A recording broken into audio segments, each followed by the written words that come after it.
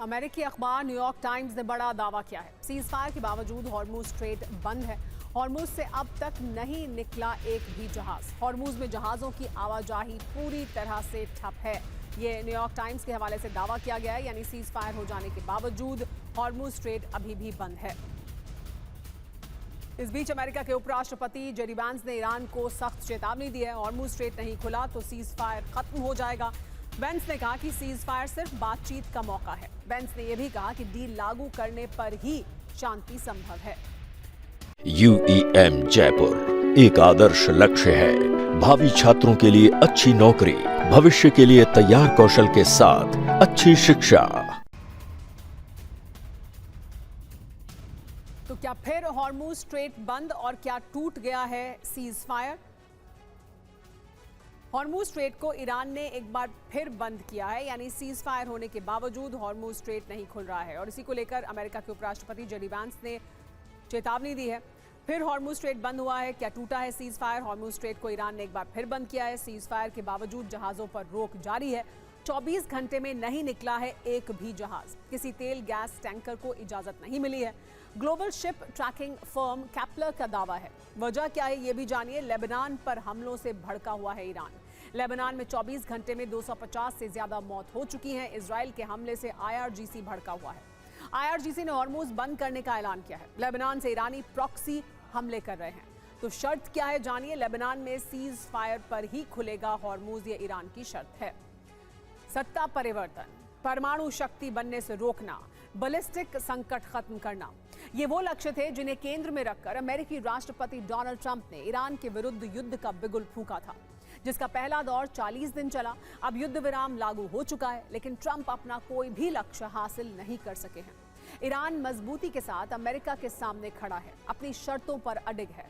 ऐसे में सवाल यह है कि पूरी शक्ति के साथ ईरान के खिलाफ युद्ध शुरू करने वाले डोनाल्ड ट्रंप को लौटकर बातचीत की टेबल पर क्यों आना पड़ा? ऐसा क्या हुआ कि ईरान के सर्वनाश की धमकी देने वाले ट्रंप बैकफुट पर आ गए?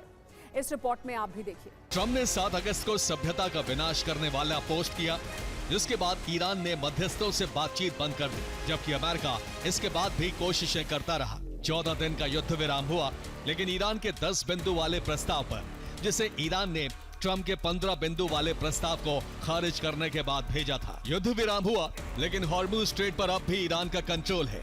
वो टैक्स वसूलेगा, यानी ट्रंप युद्ध विराम के दौरान भी हॉर्मुज में जंग से पहले की स्थिति हासिल नहीं कर पाए। हॉर्मुज से बढ़ सकता है दुनिया भर में तनाव। हॉर्मुज से गुजरने वाले जहाजों से टैक्स वसूलने से तनाव बढ़ेगा। हमेशा के लिए टैक्स लगा सकता है ईरान। दुनिया भर में क्रूड ऑयल के दाम भी इसकी वजह से बढ़ेंगे। दूसरी समुद्री रूट पर भी इस तरह का टैक्स फिर लगाया जा सकता है, और इस वजह से ये एक नई तरह की शुरुआत हो सकती है दुनिया में, जिसकी वजह से दुनिया के जो शिपिंग रूट्स हैं वो प्रभावित होंगे। तो हॉर्मुज से शुरू हो रही है क्या समुद्री जंग? हॉर्मुज पर टैक्स लगा तो क्या होगा? इसके नतीजे क्या हो सकते हैं? दूसरे समुद्री रूट पर भी टैक्स लागू हो सकता है। अंतर्राष्ट्रीय व्यापार महंगा होगा।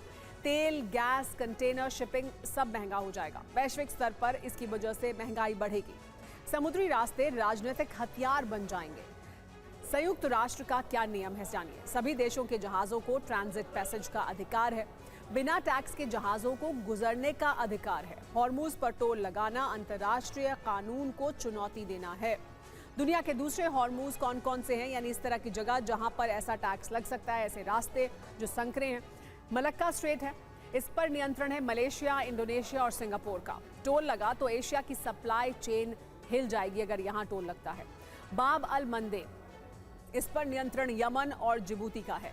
यहाँ पहले से ही अस्थिरता है।